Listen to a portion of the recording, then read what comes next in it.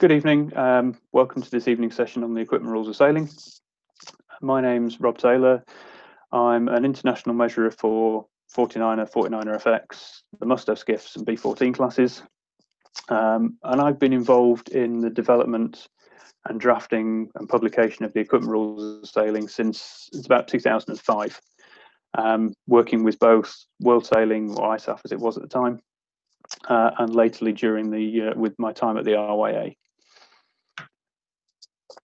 So I'm going to run through some of the equipment rules of sailing, the changes that have been made for 2021 to 24. As a bit of a background to the equipment rules of sailing, the ERS started life in 1993 as the IYRU sail measurement rules, and it's been published and updated every 4 years by IYRU, ISAF, now World Sailing, every 4 years since then. As I said, my involvement started shortly after the 2005 to 2008 edition was published, and during this time it's evolved and developed quite a lot from to now the version that we see today.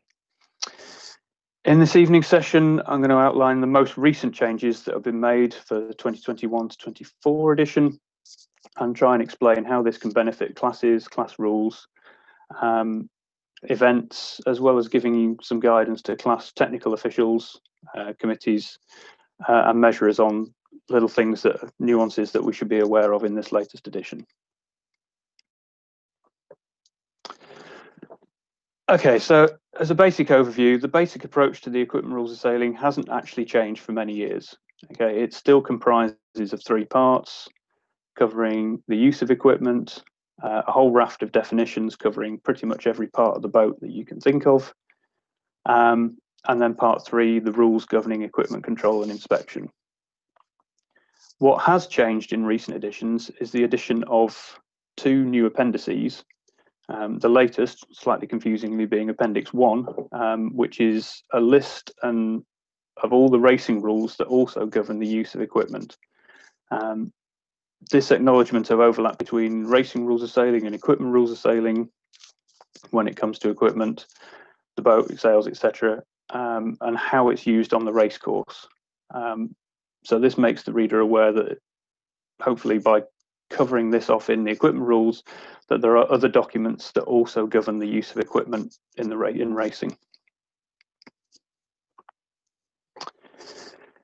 In all, there are some 38 changes to the equipment rules of sailing for 21 to 24, which on the face of it probably doesn't seem like that many compared to the 300 odd that the racing rules have adopted this time.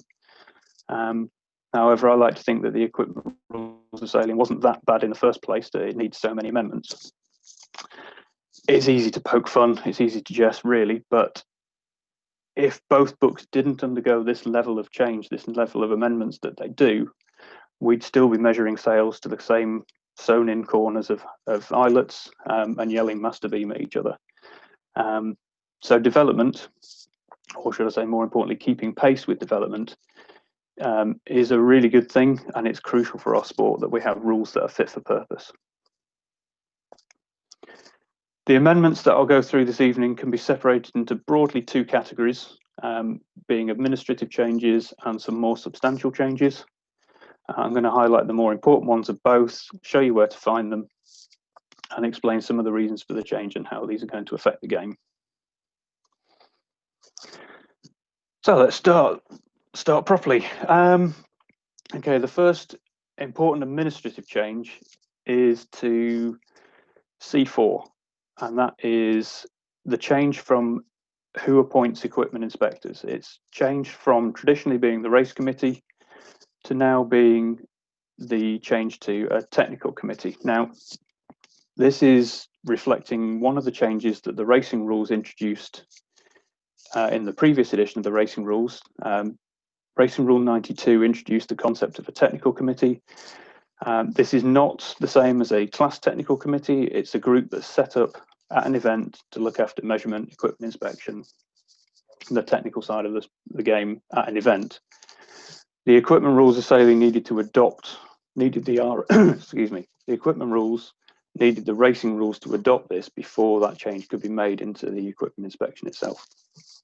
So as a change for this time round, equipment inspectors are now a person appointed by the technical committee at an event.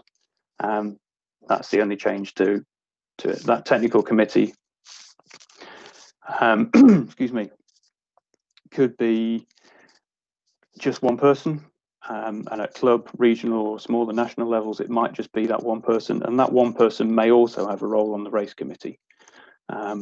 It's probably more symbolic than anything else, but when you scale that up to the bigger, larger national events or international events, there will be a technical committee set up with equipment inspectors looking after multiple different classes, and different number of different areas that way. So that's the first of the administrative changes. The next key administrative change is the addition of a new definition, which on the face of it seems quite simple. The definition is connect.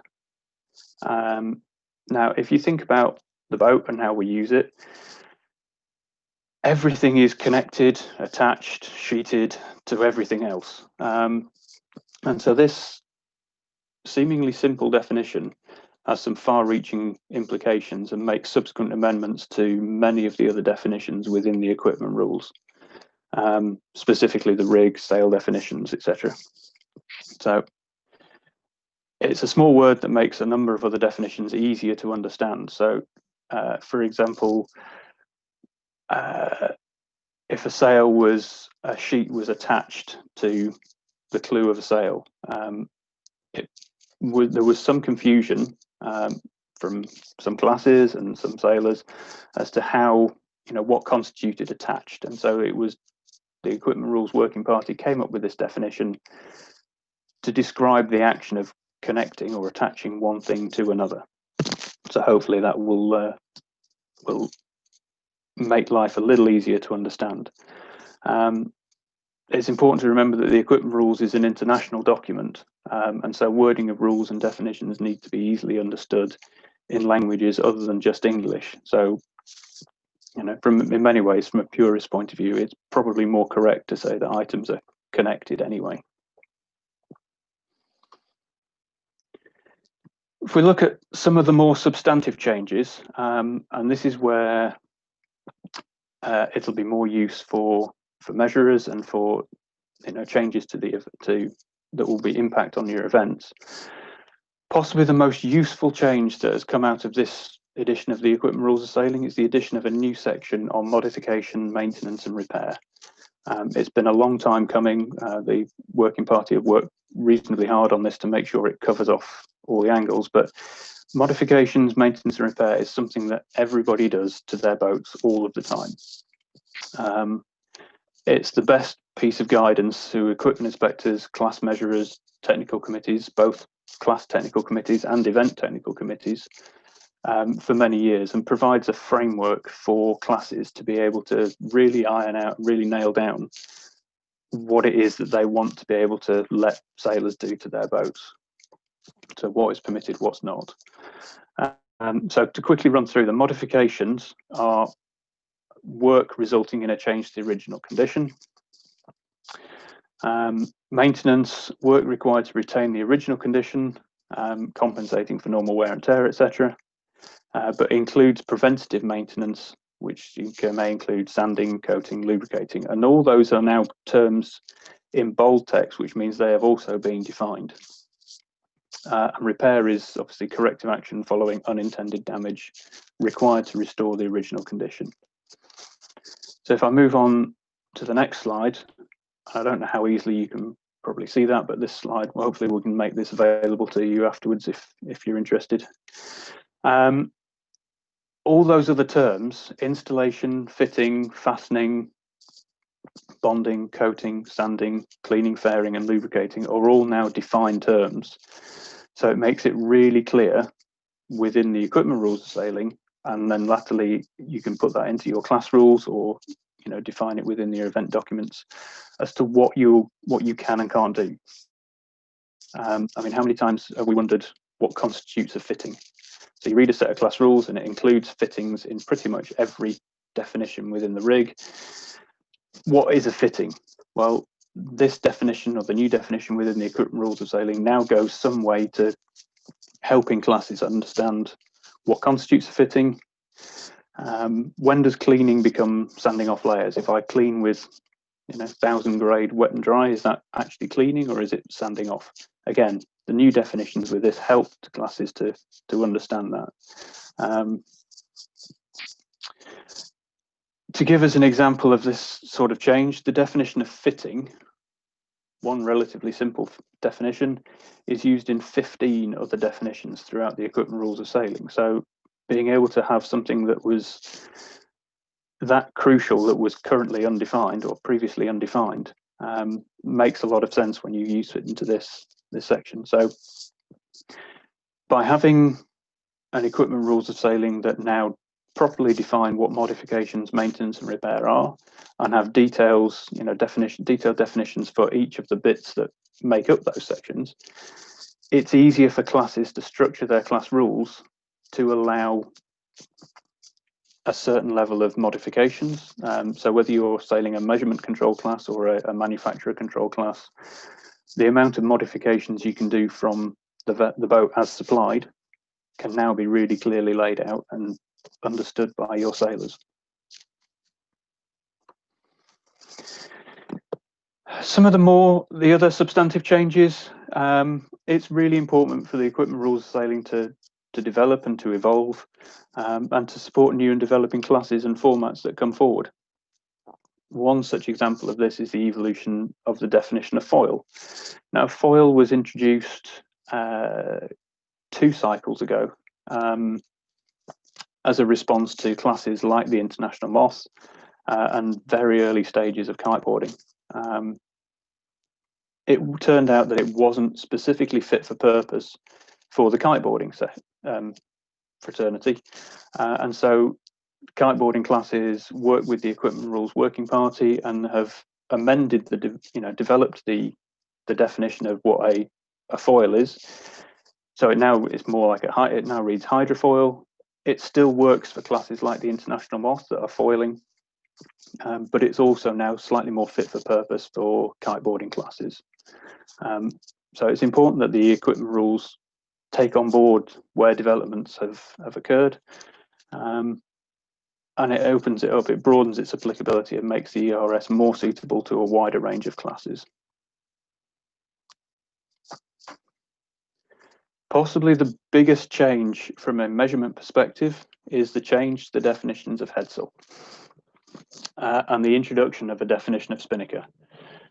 Now, headsails and spinnakers have been a long time discussed within the Equipment Rules Working Party. For many, many, many years, there was no definition of spinnaker.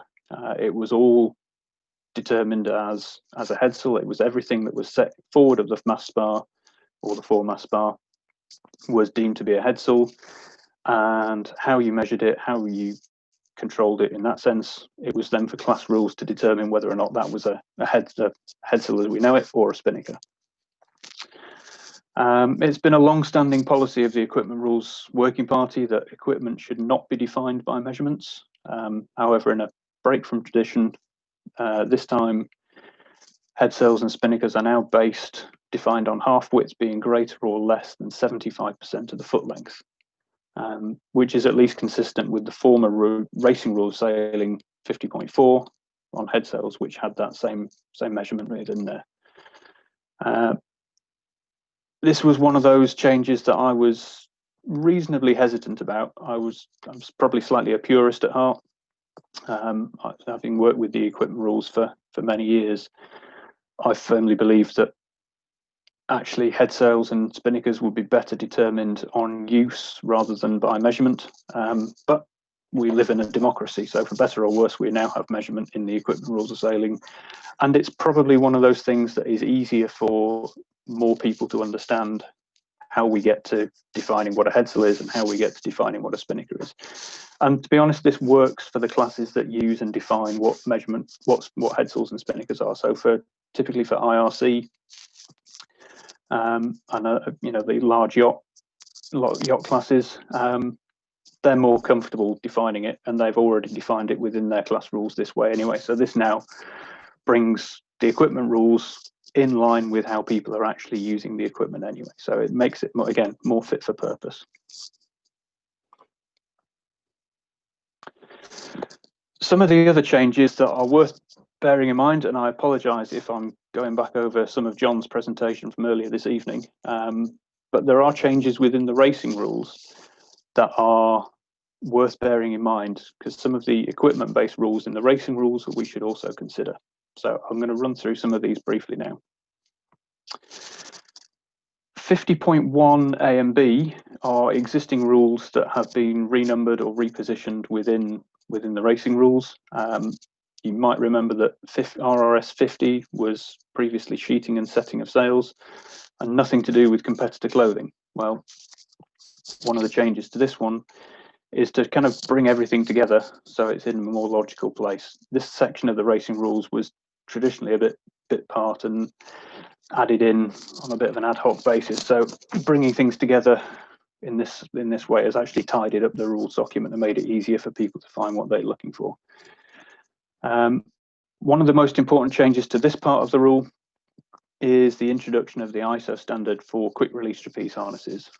Now, ISO 10862 was developed in part by the former RYA technical manager Ken Kershaw, and is a standard that is now required for trapeze harnesses within the racing rules of sailing.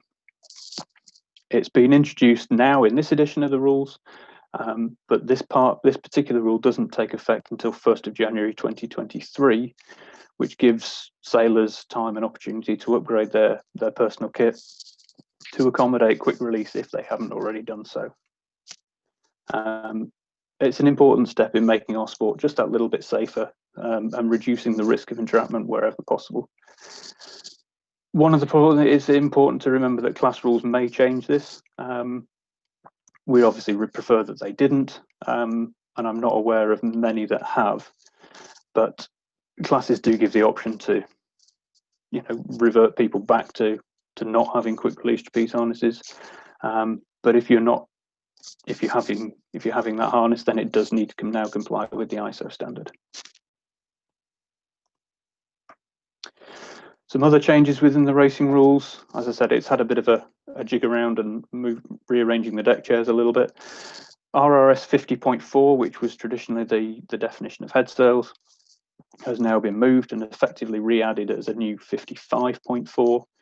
Only this time it actually uses the equipment rules of sailing definitions for determining what a head sail and what a spinnaker is.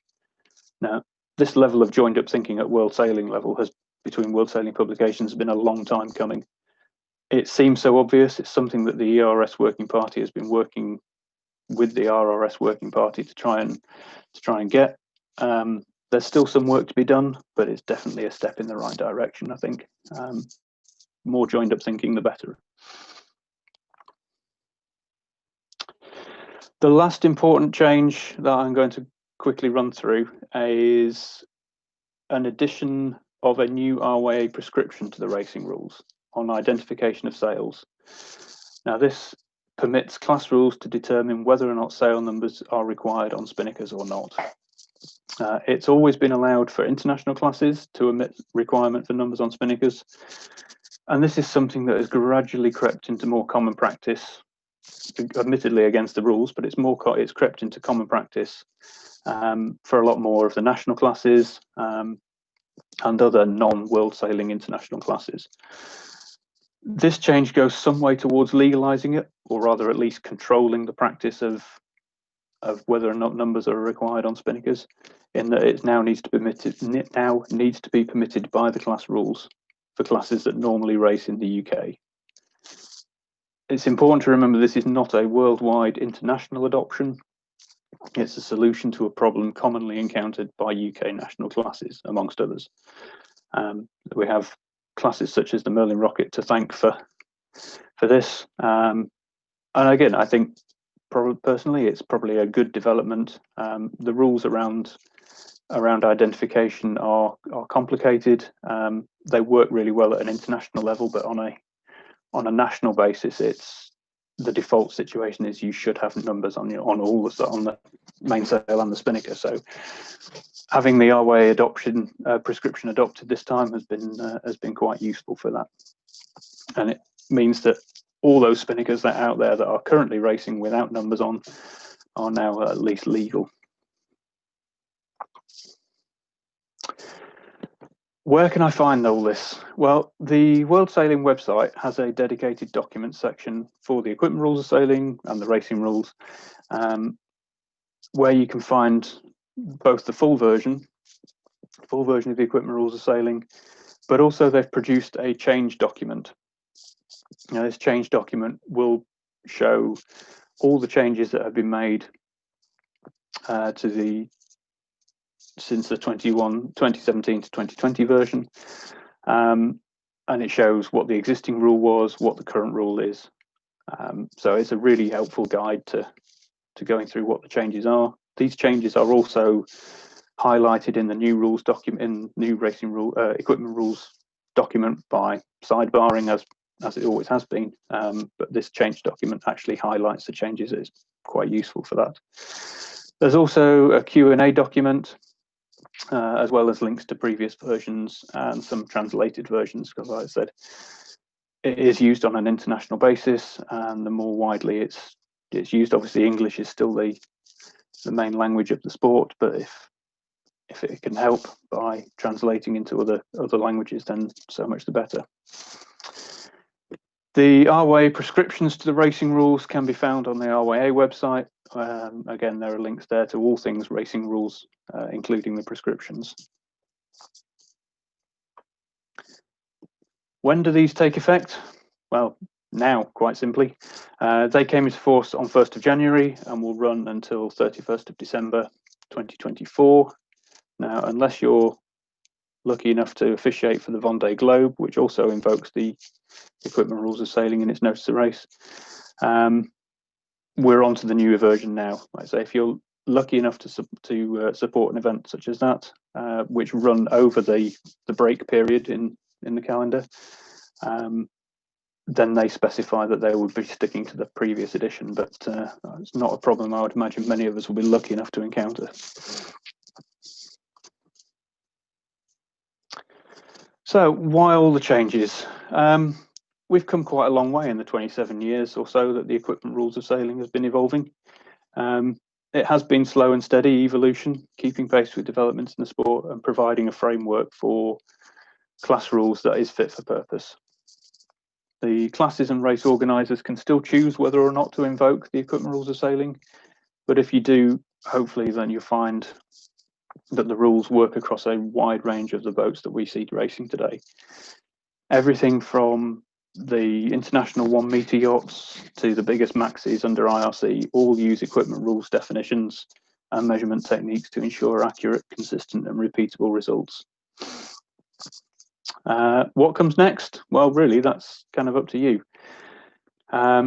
If there's something that you firmly believe belongs in the equipment rules of sailing, then make those representations to the RYA, and the RYA can raise them through the working party for consideration. And if the thingamajig is widely used and commonly understood, then it stands a good chance of making it into the next edition. Simple as that. So that wraps up my time, which leaves some time for questions. Thank you very much for listening. I appreciate that it's a bit of a whistle-stop tour through these changes. It's a difficult one to try and make even remotely interesting, to be fair. Some of the administrative changes, it's literally changing one word for another. So the change sheet on the World Sailing website, you will find probably more beneficial to read through that and see how the knock-on is likely to impact any of your class rules. But I hope you find it helpful. Hope you find it benefits as to how it can benefit your class and the events. And if anyone has any questions, then I'm quite happy to ask away, or if you want to put them in the chat, and I'll be happy to answer them.